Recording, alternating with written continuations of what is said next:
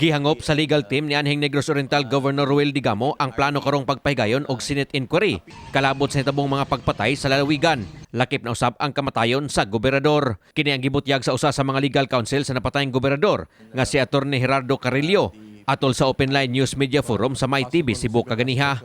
Matod ni Carrillo nga sa pagkaron wa pay kasong nasangat batok sa gituang mastermind sa pagpatay sa gobernador. Hinungdan nga mahuwat na lang usab sila sa resulta sa ipahigayong Senate inquiry.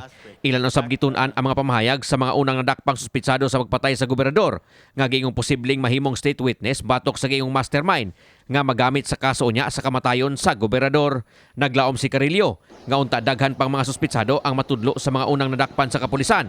Lakip na ang mastermind sa pagpatay kang Digamo. Nang hinaut usab si Carrillo nga magawas usab ang kamatuoran kalabot sa mga uban pang personahe nga giimbestigar sa kapulisan. Kini naglakip sa wa pagtungha sa pipila ka mga security details sa gobernador atol sa itamong pagpangatake sa mga suspek sa panimalay niini nga may resulta sa iyang kamatayon. Aduna usay laing gwardya nga giingong nauwahi og relibo sa napatayng gwardya atol sa itamong pagpangatake sa panimalay sa gobernador. Gikalipay usab ni Carrillo ang investigasyon sa Department of Justice kun DOJ may tungod sa kamatayon ni Digamo. Cannot yet as I said, dili ta no maka pinpoint pa kung makakuan nga mauna gyud na no ang culprit no, because the Supreme Court said accusation is not simultaneous and not synonymous with a conviction of guilt. Right now, no case yet has been filed, so everybody is declared and presumed to be innocent until proven otherwise.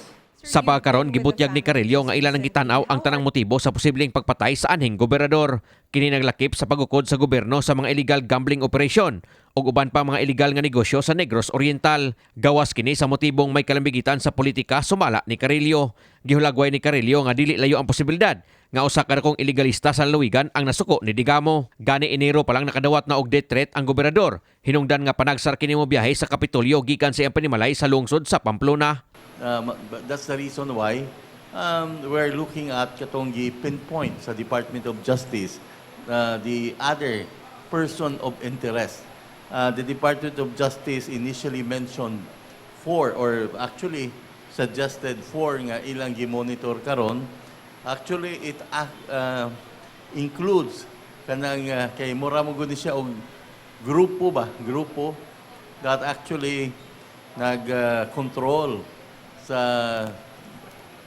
kaning ilang mga negosyo sulod sa Negros Oriental. We are not actually discounting that kind of possibility.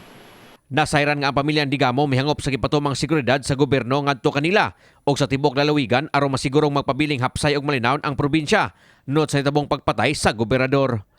Kini si Greggy Magdadaro alang sa May TV Cebu.